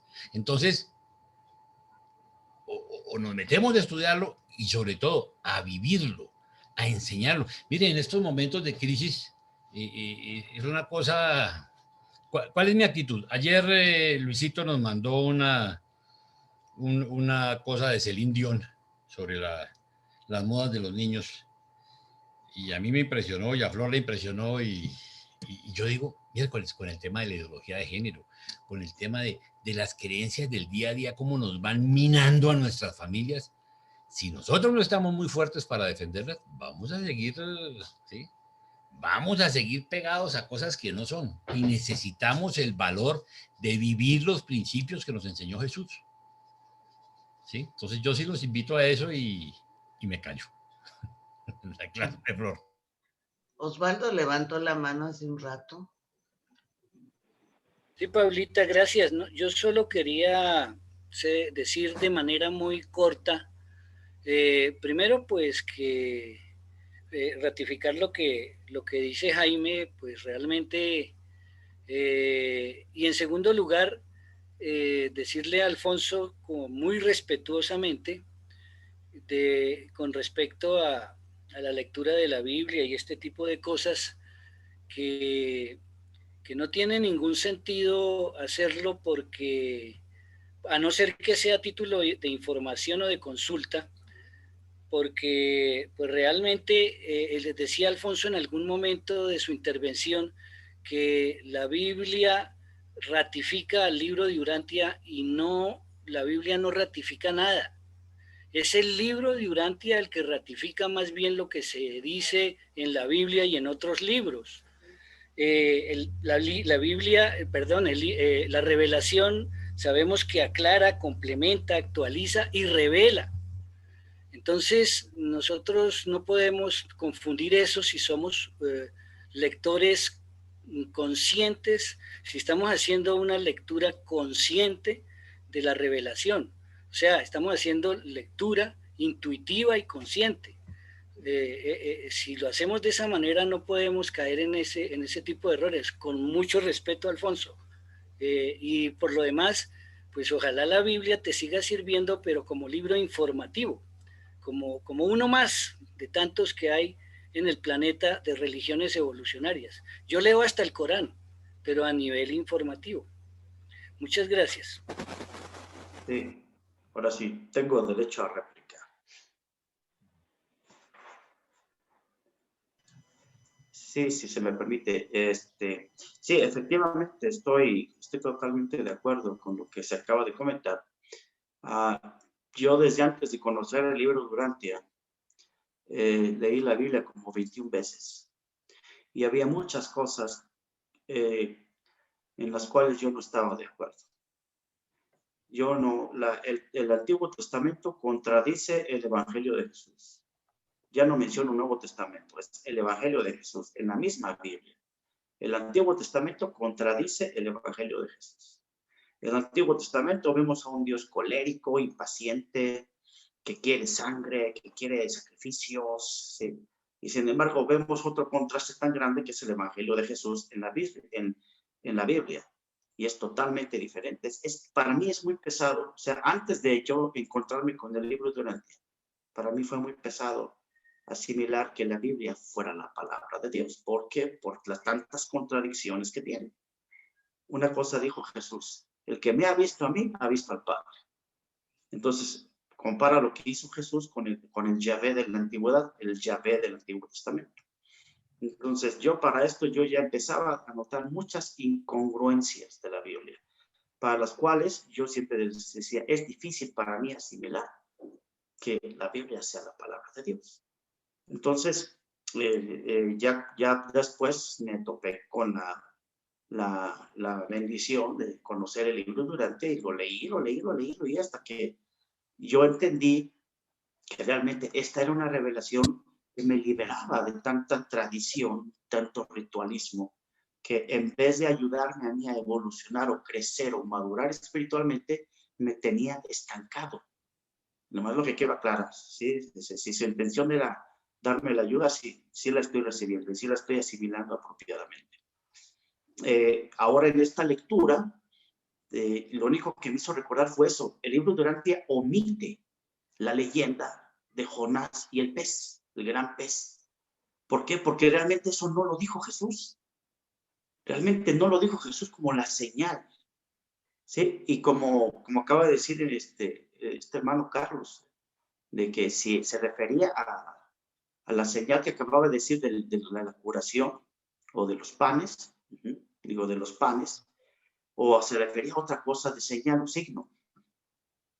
Entonces yo quería comentar eso, que yo pensé que cuando Jesús dijo mi partida, omitiendo la leyenda de Jonás y el gran pez, omitiendo esa leyenda, porque es una leyenda, por eso el libro de Urantia no lo registra así, Jesús no lo dijo.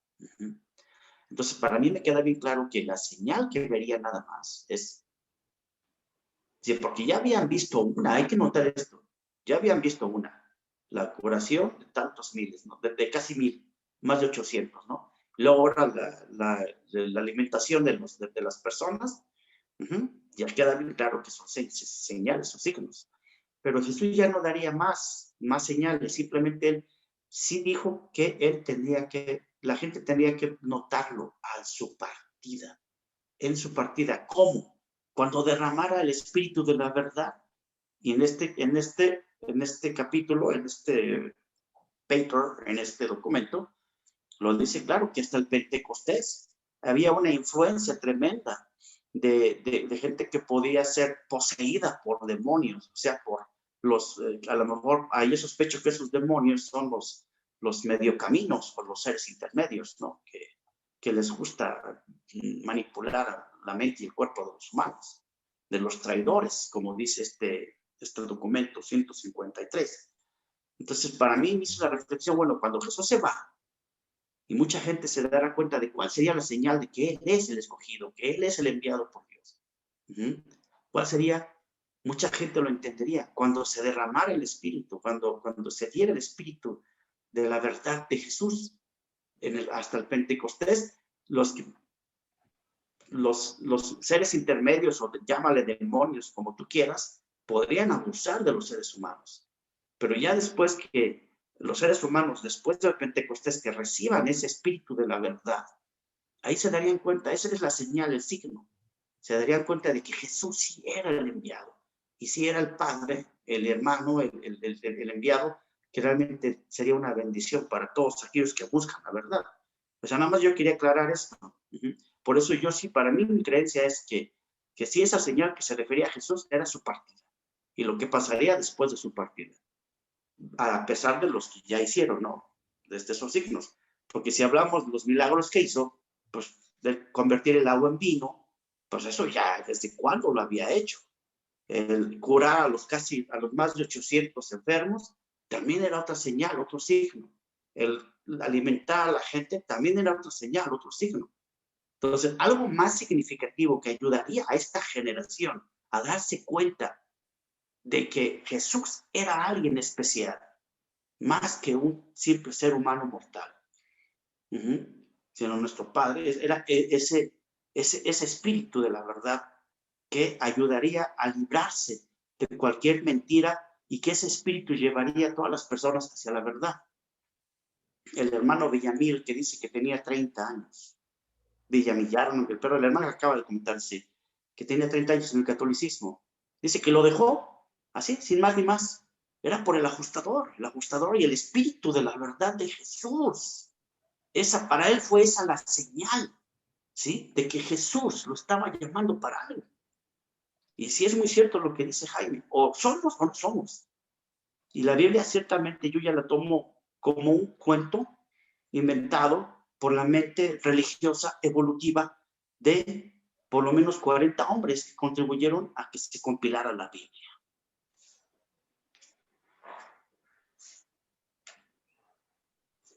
Gracias por la atención. Ok, sí. Yo quisiera hacer un breve comentario ya al final de esto. Con relación a lo del signo, Jesús directamente contesta: esta generación incrédula y buscadora de signos desea un portento, pero ningún signo se os dará excepto el que ya tenéis. O sea que ya lo tienen, no lo van a tener después cuando Él se muera, es el que ya tienen. Y como esto está dentro del contexto que ocurrió 1 o 2 días después o pocos días después de lo de la alimentación, por eso es que yo sospecho que ese signo se refiere a la alimentación en concreto, básicamente a ese milagro, no a otros más viejos, ni tampoco es algo futuro. También con lo que comentaba ahora Alfonso, de que el Antiguo Testamento nos presenta pues ese Dios tan distinto al Padre que Jesús nos vino a enseñar. Me llama la atención que en la lectura que hizo Jesús aquí comenzó con Deuteronomio, que eso está en Deuteronomio 28 en la Biblia, que es terrible. Allí lo que Jesús leyó en la Biblia está mucho más largo. Unas cosas horribles de ese Padre amoroso supuestamente que nos va a ocurrir. Y inclusive en la Biblia hay una parte que dice, y me deleitaré. O sea que él goza viendo pues esa carnicería. Y eso me llama la atención porque Jesús, bueno, él creo no escogía las lecturas. Ese era Jairo que le entregó a él las lecturas de ese día. Supongo que así como en la Iglesia Católica, las lecturas de la misa ya están programadas y ya se sabe mañana cuál es el evangelio de mañana y el del 7 de junio y ya están programadas, pues por coincidencia o bueno, coincidencia entre comillas, porque creo que no existen las coincidencias, le tocó a Jesús leer esa descripción de ese Dios tan diferente al Padre que nos vino a mostrar. Y posteriormente leyó lo de Jeremías, pero la de Jeremías la entiendo un poco más porque ellos querían castigar a Jeremías porque les estaba predicando, pues similar como a él, que él les estaba predicando y también lo querían acallar, pero no entiendo exactamente por qué se escogió esa lectura de Deuteronomio, porque de las partes del Antiguo Testamento es de las más difíciles de entender cómo nuestro Padre amoroso diga esas cosas que están allí. Y entonces el que las quiera leer directamente en la Biblia, pues están en Deuteronomio 28, las consecuencias de la desobediencia y ya están allí. Ese era el comentario que quería hacer. Yo tengo una pregunta, no es una pregunta. ¿Ya vimos lo que fue la resurrección de Lázaro? Sí, ya pasó. Entonces mi pregunta es, Cristo dio una señal y la más grande. Más adelante. La resurrección de Lázaro, ¿no? Y todavía no la vemos. Eso es más adelante. Es el último milagro que hace Jesús antesito de que lo mate. Sí, correcto. Bien. Bien. Paulita tenía un guante blanco allá arriba. No, yo no. No. Es que estaba viendo si ya le funcionaba el micrófono a Flor. Si no, le iba yo a mandar un mensaje que quería que hiciéramos. No, está genial porque mira, si te das cuenta, Alfonso ha hablado, Carlos aportó también, Jaime, o sea, se creó una conversación muy interesante en la cual estoy de acuerdo con Carlos en lo que dice. Jesús menciona un pasado y un futuro. Entonces sí, se refiere a dos elementos diferentes en diferente tiempo. Y te quería comentar, Alfonso, la referencia sobre Jonás, de lo que habla Jesús respecto a Jonás, está en el documento 130, en la sección 1, en Jope, y ahí está el discurso sobre Jonás. Y es muy interesante porque nos aclara cómo fue que se entendió ese discurso de Jonás. Y cambia bastante, creo yo, la perspectiva. Por otro lado, en cuanto a lo que existe como tradición, bueno, en realidad ya ni criticar, ¿no? Porque de algún modo fue como buenamente, quizá algunas mentes no tan buenamente, pero la mayoría buenamente quisieron dejar un legado para las siguientes generaciones. Entonces, como buenamente lo entendieron, buenamente lo fueron transmitiendo. Que hubo mano negra en algunos casos, pues sí, desafortunadamente lo hubo. Que hubo algunos intereses de por medio, pues sí, también los hubo. Pero en general ha servido para un poco tener lo que nos ha llegado.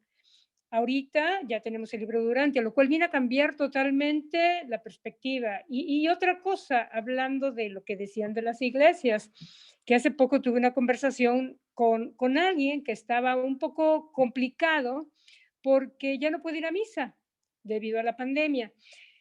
Y me pareció que era un poco como una oportunidad para nosotros. ¿Por qué? Porque todas esas personas que están acostumbradas a que cada domingo a cierta hora tienen que ir, porque tienen que ir a hablar con Dios, porque pues es la oficina de Dios, ¿no? Entonces ahí hay que ir a hablar con Dios, y que no saben qué hacer ahora porque no pueden ir, es una oportunidad para nosotros, si se dan cuenta. Es una oportunidad para, sin mencionar el libro de Urantia, sí decir, oye, pero si Dios está en todas partes indica que está en ti. O sea, no necesariamente hablamos del ajustador del pensamiento, pero podemos decir, si Dios está en todas partes, Dios está contigo también, ¿no? Entonces, no tienes que ir hasta la iglesia para poder hablar con Él. Ahí, si Dios está contigo, pues habla con Él ahí donde tú estás. Quizá te va a entender igual, te va a escuchar igual. Él se entera de todo. Entonces, quizá es una oportunidad para eventualmente ir quitando un poco de la mente de las personas esa obligación de tener que ir a cierta hora, a cierto lugar, bajo ciertas circunstancias, vestidos, etcétera, a hablar con Dios. Creo que podría funcionar. Arturo, adelante, tienes la mano desde hace rato, perdón. Adelante, Arturo. Gracias, Flor. Sí, nada más es darte, por ejemplo, mi experiencia personal. Por ejemplo, que Jaime en la vez pasada me mencionó que yo tenía un Cristo en mi cama. Obviamente, pues yo lo tengo porque, pues obviamente mi familia todavía tiene esas tradiciones muy arraigadas y pues no puedo yo quitar de la nada así esas tradiciones. Es un trabajo que yo tengo que hacer de años. Por ejemplo, Paulita, Javier, Jaime, Flor, que son grandes maestros para mí. Comprendo que ustedes tienen años y años ya con el libro y yo pues apenas soy un lector nuevo que tiene 5 años con el libro y estoy haciendo mi trabajo. Entonces, todavía me falta mucho camino para llegar a lo que ustedes tienen ahorita. Y eso lo estoy haciendo pues poco a poco a mi paso y a mi nivel. Yo sé que este grupo se trata de que salgan líderes para enseñar, pero también pues tengo que ir a un paso seguro para que cuando yo me toque narrar, pues pueda explicar bien lo que estoy narrando. Porque si además no lo domino, pues nada más voy a confundir a mis estudiantes. Entonces yo, por ejemplo, en ese nivel, quiero irme poco a poco para ir dominando el libro y también en mis tiempos libres que puedo, pues voy haciendo lecturas de otros documentos que no es dentro del seminario para ir dominando. Y por ejemplo, con mi mamá es una persona que yo ya le enseñé el libro de hace 2 años para acá y ya ha comprendido mucho de las ideas de que yo le digo, mamá, para que te acerques a Dios no es necesario que vayas a misa. Tú puedes platicar con Él estando a solas, no haciendo un rezo como tal, porque a ella le gusta, por ejemplo, mucho hacer el rosario. Ella tiene muy arraigada todavía la tradición de escuchar misa. Fíjate lo que te voy a platicar, Flor, en ese aspecto. Es tan fuerte el arraigo que aunque yo ya le expliqué que eso no es necesario, no es, Dios no la va a escuchar de esa forma, a final de cuentas, nuestro Padre Universal, pero es tan fuerte esa tradición que ella tiene arraigada mi mamá, que como ahorita no puede ir a la iglesia de forma presencial, pues cada domingo escucha las misas dominicales por internet. Y bueno, yo me la encuentro a veces, ¿qué estás haciendo, mamá? No, estoy escuchando mi misa, hijo, que todo bien. Bueno, ok, te dejo escuchar tu misa. Pero yo ya he estado platicando de 2 años para acá, cómo es esa situación. Y fíjate el trabajo que me está costando a mí, una persona que incluso es cercana a mí, el tratarle de quitar todas esas cosas que nos dice Jaime, que hay que, dogmas, quitarnos totalmente de esas viejas tradiciones que tenemos y mal aprendizaje que tenemos. Y pues igualmente pues lo estoy haciendo con mi familia, con mi esposa, que también tiene, por ejemplo, la familia de mi esposa, tiene todavía más fuerte arraigadas esas tradiciones, que sería pecado que yo les hablara de esto para ellos. O sea, es tan fuerte el arraigo que tienen, por ejemplo, a la Virgen Guadalupe. Yo, por ejemplo, nunca en mi vida he creído en la Virgen de Guadalupe. Yo desde niño, aunque yo he sido católico, yo mis oraciones, yo tengo desde que tengo recuerdo, siempre han sido el Padre. Siempre he rezado hacia el Padre, o orado al Padre, o hablado con el Padre. Pero ese soy yo, siempre de toda la vida. Aunque a mí me decía la Iglesia Católica, es que la Virgen María, que los santos, a mí nunca me han gustado nada de eso. Particularmente en mi experiencia personal, siempre he orado con mi Padre. Mi único contacto, a pesar de que me han instruido en la Iglesia Católica, ha sido directamente con mi Padre. Pero ahora que yo ya conozco el libro, pues obviamente, pues al igual que muchos de ustedes, pues ya ha sido liberado y me da mucho gusto hacer pues mis pláticas con mi papá en las noches.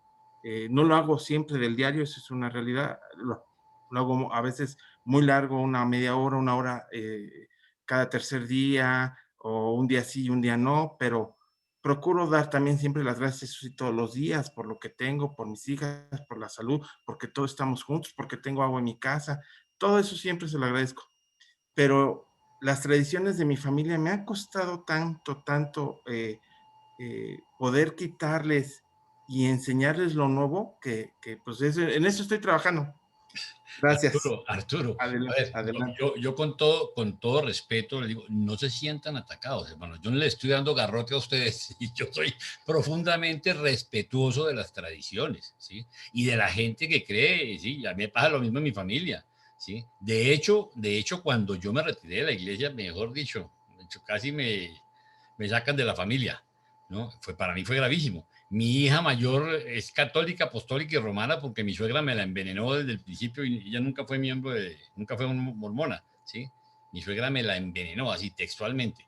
Entonces creó un ambiente contra los mormones impresionante y yo he sido muy respetuoso de eso, porque es que finalmente, si no, yo me refiero es a los que estamos aquí, porque es que nosotros sí tenemos que empezar a cuestionarnos.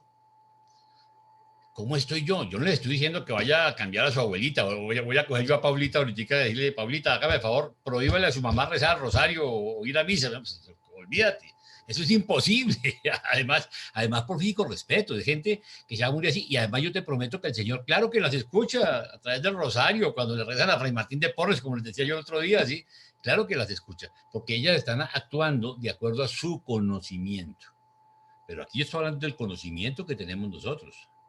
Estamos hablando de ese día a día, cómo el Señor nos va, y estamos viendo que dice Jesús. ¿Cómo nos va llevando? Bueno, señores, ¿en qué están? ¿Están del lado de allá o están conmigo? Si estamos con Él, entonces empecemos a entender las tradiciones y a vivir esos principios, porque si no, nos va a ser muy complicado enseñarnos. Nosotros tenemos que ponernos en una posición. Usted me pregunta, ¿yo qué soy? Porque es que ustedes saben que una de las cosas más difíciles cuando le pregunto, ¿usted qué es? Hermano, yo soy urantiano. ¿Y eso qué es? No, pues no es nada. Somos simpatizantes de la última revelación. Eso no es una iglesia, nada así. Es la última revelación que hay en la tierra y soy simpatizante, estudiante y estoy dedicado a enseñarla. Punto. Entonces la gente queda como loca, ¿no? Oiga, pero el tipo tiró todo y ahora no es nada. Entonces, soy urantiano por decir alguna cosa, ¿sí? Pero hay que ser muy respetuosos. Entonces no tomen a mal mis palabras, ¿sí? Hay que ser profundamente respetuosos de las creencias de los demás, sean las que sean, ¿sí? Porque es que solo en la medida en que la gente descubra por sí misma va a provocar esos cambios. Sí, Javier, ya además me callo. Flor, me dices cuándo. Gracias. No, levantar dedo porque como somos coanfitriones no podemos poner la manita, entonces hay que levantar el dedo. No, yo me gustaría hacer una pequeña reflexión porque escuchándoos a todos, es que ese tema me ha llegado profundamente. Mira, me estaba acordando en este momento de una de las conferencias de las últimas que tuvimos con el sijismo, que en un momento le pregunté yo, oye, pero vamos a ver las demás religiones que son para el sijismo. Y me dijo, dice, mira, pues nosotros consideramos que todas las religiones son buenas. Lo que pasa es que cada uno elige un camino. Y dice, mire, yo vivo en Gerona y me desplazo al trabajo en Barcelona, ¿no?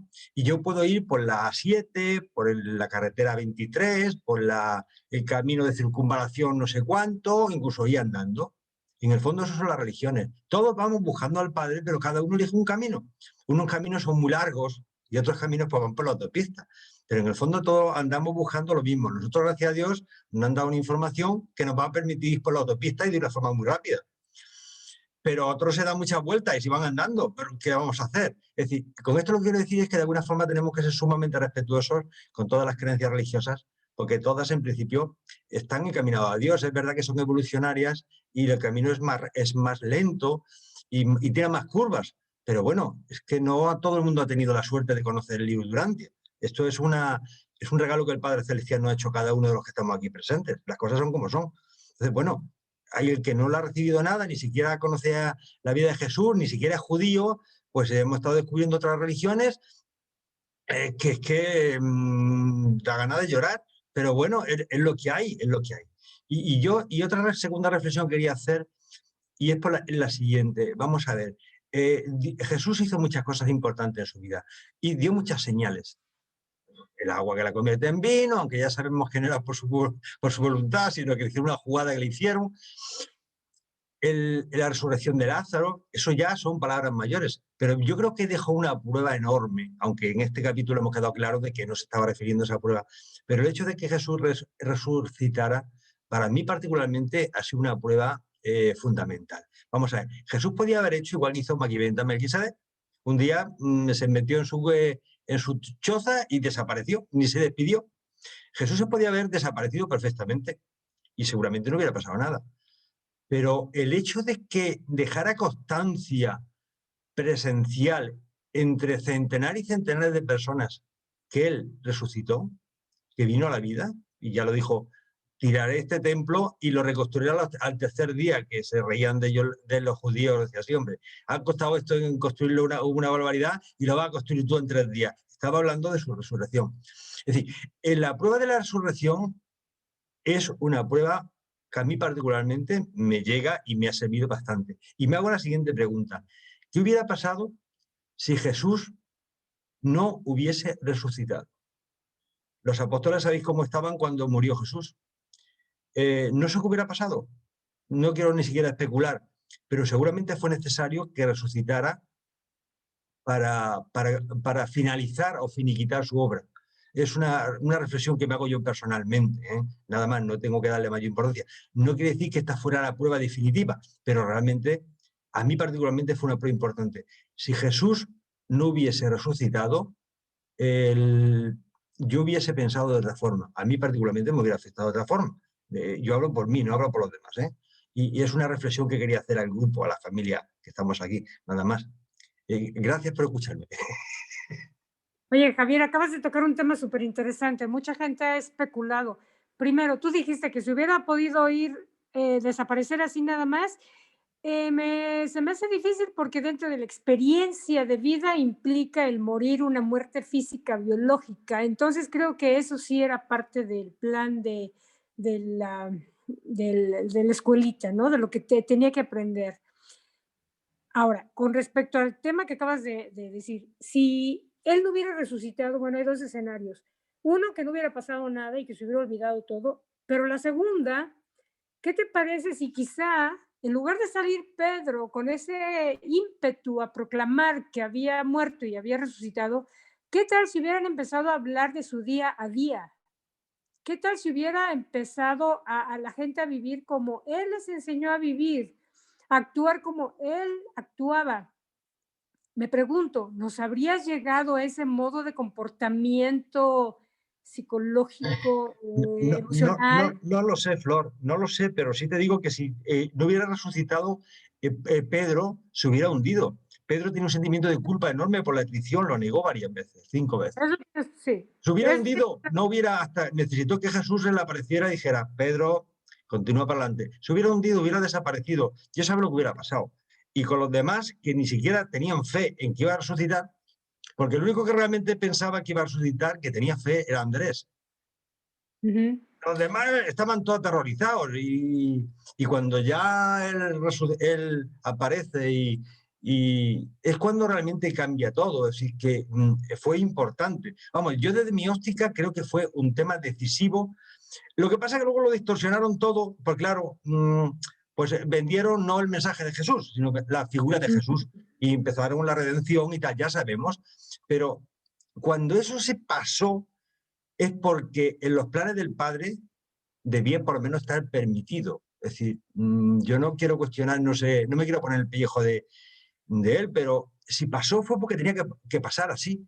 Entonces, bueno, pues su valor tendría. Él ya dijo por delante que moriría y que iba a resucitar al tercer día. Y lo cumplió. Luego, tú imagínate que dice eso y luego no resucita. Claro. No, Pues, él cumplió su palabra. Ahora, por otro lado, es una enseñanza también para nosotros. Nos está demostrando que hay una vida después, que hay un despertar posterior. Entonces, quizá era parte también del legado que tenía que dejar. O sea, que lo vieran vivo, muerto y después vivo otra vez para darnos a entender que sí, se continúa, hay una continuación. Claro, lo que no explicó es que no era aquí, entonces, pues aquí pensaron que la reencarnación, etcétera, etcétera, pero sí, hubiéramos entendido, ojalá, el mensaje de otro modo. Bueno, pero ahora tenemos el libro de Urantia y ahora estamos aquí reunidos todos en X y a partir de aquí, pues podemos hacer muchos cambios. Y además, quienes creen lo que creen, bueno, es muy lindo también, es su fe la que finalmente va a dar resultados. Y el padre no se fija en qué libro lee o cómo lo dicen, sino en la intención, ¿no? Y la abuelita o la mamá o lo que sea, la intención, pues es lo que finalmente va a contar. Y el padre es muy lindo, el padre nos ama tanto que, y además la misericordia es tan grande que yo creo que nuestro intento por saber y conocer del modo que sea o por la vía que sea o el camino que sea, eso es lo que el padre va a tomar en cuenta. Y creo que es lo que siempre y todos los días debemos de agradecer.